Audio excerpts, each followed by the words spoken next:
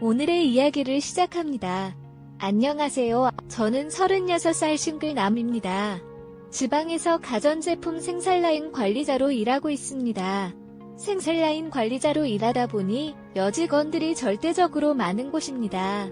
관리자로서 강압적인 모습만 보인다고 되는 곳이 아니라 그녀들과 수다도 떨면서 친해져야만 원활하게 운영이 되는 곳입니다. 수시로 그녀들과 이야기를 하다 보니 자연스럽게 그녀들의 가정생활, 연애 고민 등 많은 것에 대해서 알게 되었고, 본의 아니게 그녀들의 비밀스러운 사생활에 관해서도 듣게 되었습니다. 몇 년간 회사 방침 및 대내외적인 문제로 회식이 없다가 얼마 전 오랜만에 회식을 하게 되었습니다.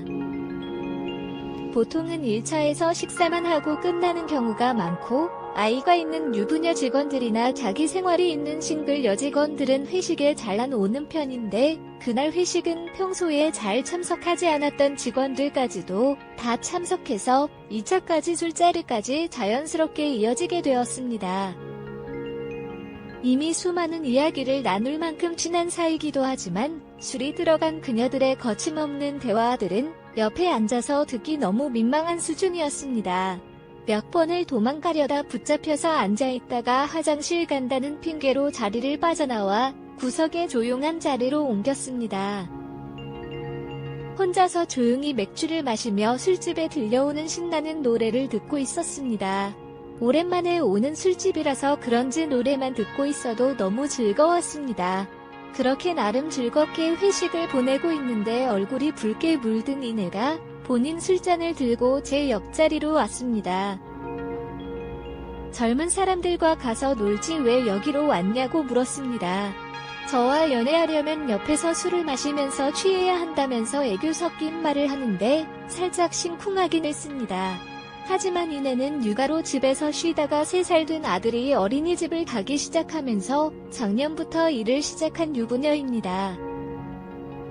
아들은 잘 크고 있는지 이야기하면서 늦었는데 집에 안 가도 되냐고 물었더니 아들은 부모님 집에 맡겼고 남편은 서울로 출장 갔다면서 오늘 늦게까지 신나게 놀다가 들어갈 생각이라고 하였습니다.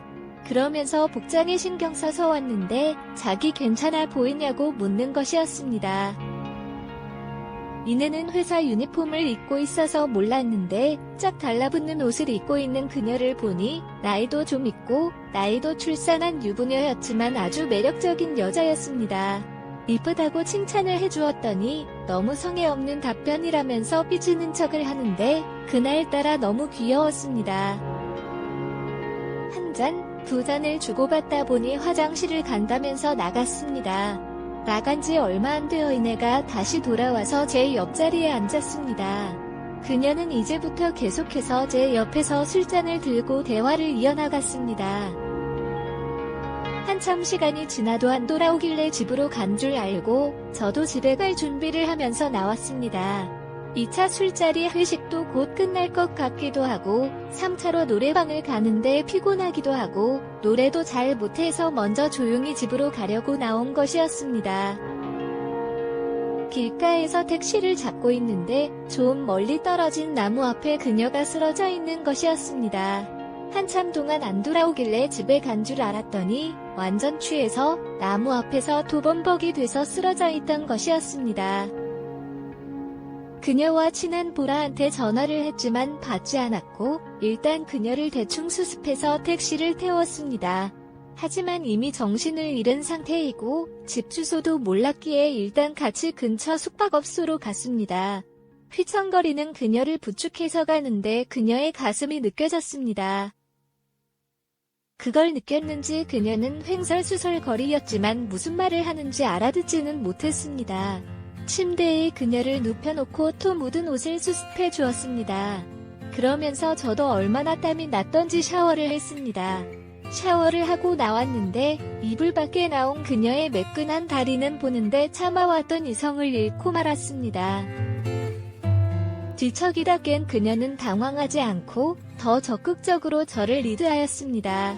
아주 뜨겁고 광란의 시간을 보내고 난 후 저에게 앞으로도 자주 좋은 시간을 가지자는 말과 함께 다시 잠이 들었습니다. 저도 암묵적인 동의와 함께 자려고 옆에 누웠지만 오랜 시간 솔로로 지내서 그런 건지 불편하기도 하고 심장도 너무 벌렁거렸습니다. 결국 한참을 뒤척이다가 숙박업소를 나와 집으로 걸어가고 있었습니다. 20분가량 걸어갔을 때 아까 전화를 걸었던 보라한테 전화가 왔습니다. 부재중이 있어서 전화를 했다면서 저보고 어디 있냐고 묻는 것이었습니다. 술이 많이 올라서 먼저 나왔고 동네 산책하다가 걸어서 집에 가는 중이라고 거짓말을 하였습니다. 당연히 이내와 뜨거운 시간을 보냈다고 사실대로다 말할 순 없는 상황이니까요. 개인적으로 할 말이 있는데 시간 괜찮으면 간단하게 맥주나 커피 한잔 할 수 있냐고 저한테 물었습니다. 이 시간에 문 여는 곳도 없고 다음에 보자고 하였더니 대뜸 본인의 집 주소를 알려주며 택시 타고 오라면서 전화를 끊어버렸습니다. 당황스럽기도 하고 어이없었습니다. 시간이 늦어서 무시하고 집으로 걸어가고 있습니다. 그런데 보라가 문자로 집 주소와 현관문 비밀번호까지 적어서 보내는 것이었습니다. 무슨 할 말이 있는 것 같아서 어차피 내일 쉬는 날이기도 해서 그냥 보라네 집으로 갔습니다.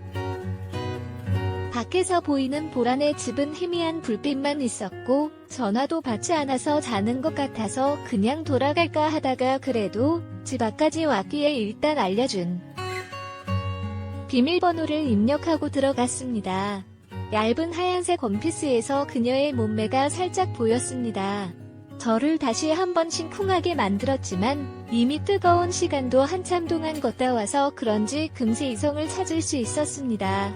너무 덥다면 시원한 물 한 잔을 달라고 하였고 할 말이 뭐냐고 물었습니다. 아까 이내와 택시 타는 것을 봤다면서 이 시간까지 뭐 했냐고 묻는 것이었습니다. 그래서 제가 그때 왜 내 전화 안 받았냐고 물었더니 일단 자기 물음에 먼저 답하라면서 보라는 저를 추궁하였고 집에 먼저 가려다가 너무 많이 취한 채 쓰러져 있는 이내를 발견했고 택시를 타고 집에 데려다 주었다고 하였습니다. 그녀는 거짓말하지 말라면서 옆역 집이 이내네 집인데 같이 가서 확인해 볼 거냐고 물었고 결국 숙박업소에 데려다 주고 나왔다고 다 말해주었습니다. 물론 뜨거운 시간이 있던 이야기는 하지 않았습니다. 몇 번이나 확인하고 추궁을 하던 보라는 사실 저를 좋아했었다면서 이내랑 둘이 택시 타고 가는 것을 보고 오해를 했다고 솔직하게 말을 하는 것이었습니다. 그러면서 자기와 만나보는 것이 어떠냐고 묻는 것이었습니다. 올해 30살이 된 보라씨가 이제 곧 40살이 되는 저에게 고백을 한다는 것이 당황스러웠습니다. 단 한 번도 저에게 사적으로 감정이 있을 거라고는 예상하지도 눈치를 채지도 못했던 상황이었습니다. 더듬으면서 아무 말도 못하는 저에게 다짜고짜 키스를 해버렸고 저를 꽉 끌어안았습니다. 그녀의 몸매, 그녀의 숨소리, 그녀의 향기가 저를 자극하였고 결국 그녀와 같은 침대에 누웠습니다. 그날 그녀의 집에서 뜨거운 시간은 물론 잘 몰랐던 서로에 대해 알아가면서 주말 내내 같이 있었습니다. 다음 주 출근을 하고 라인을 점검했습니다. 하던 일을 마치고 돌아다니는데 숙박업소에서 뜨거운 시간을 보낸 이내도 주말 내내 같이 보내고 이제는 여자친구가 된 보라도 계속 윙크를 날리면서 제가 지나갈 때마다 아주 작은 목소리로 오늘 퇴근하고 뭐 할 거냐고 물으면서 같이 맥주 한잔 하자고 하는데 머리가 새하얘졌습니다. 결국 선약이 있다며 이내와 약속은 화요일로 잡고 월요일은 여자친구가 된 보라와 시간을 보냈습니다. 물론 술도 먹고 보라네 집에서 잠도 자고 화요일 아침에 같이 출근도 하였습니다. 그리고 화요일 저녁에는 이내와 만나서 술도 먹고 숙박업소에서 같이 뜨거운 시간을 보냈습니다. 다행인지 둘이 아는지 모르겠지만 얼마 전에 이내가 다른 파트로 가면서 보라와 근무 시간도 달라지기도 했고 그 둘 사이도 멀어진 것 같았습니다. 그 둘 다 저에게 어떻게 된 것인지 묻지 않기에 일단 저는 둘 다 만남을 유지하고 있습니다. 매일매일 계속되는 운동으로 녹초가 될 때도 있지만 그래도 요즘이 직장 생활이 가장 재미있고 출근이 기다려집니다. 그래도 이내와의 관계는 나중을 위해서라도 정리하는 것이 맞는 거겠죠? 오늘의 이야기는 여기까지입니다. 구독과 좋아요, 알림 설정 부탁드립니다. 긴 글을 읽어주셔서 감사합니다. 구독과 좋아요, 알림 설정도 꼭 눌러주세요.